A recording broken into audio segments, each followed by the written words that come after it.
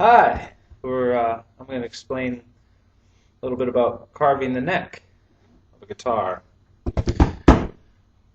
Ready? With a guitar, you got a neck that has angles on it for the strings to break over.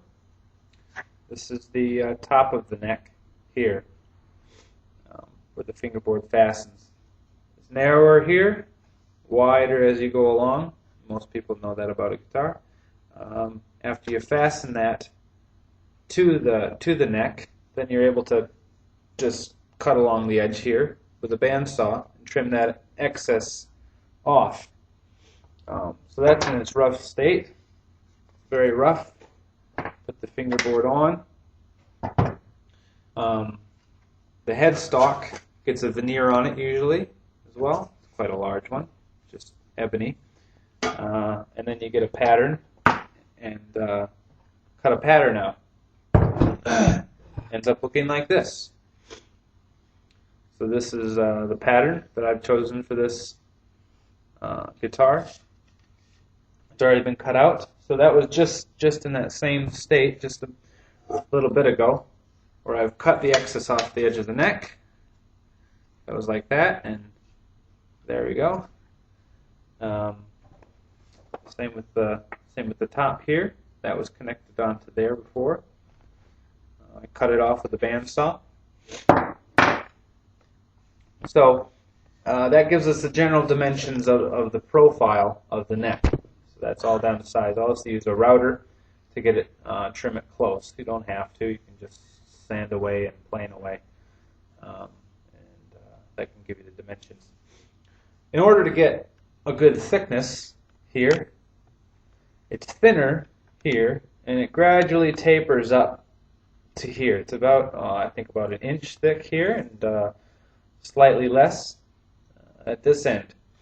So in order to get this trimmed down to size,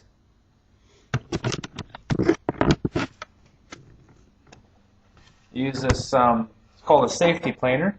It's hooked up to a drill press. Of course, this drill press just spins around at a very high velocity.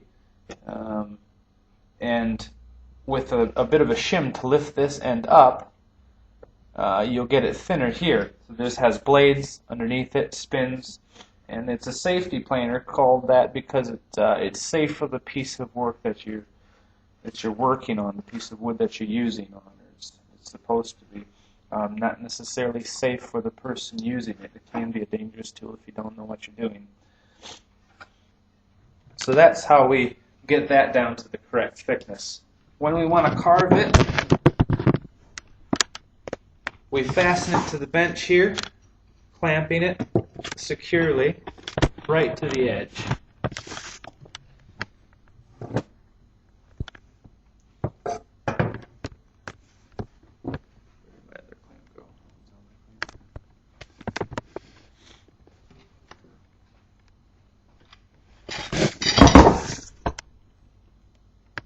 So after this is securely fastened to the bench, now on this side of the piece, there's no bench. It's just a straight drop off. At what time you grab the files, grab the rasps and everything with good rough coarse cutting, and you just run it along.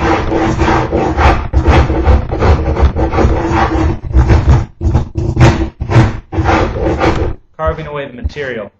Now you do this long strokes to make sure you get a nice straight edge. Do a couple angles here and there, and then enough angles if you draw a circle.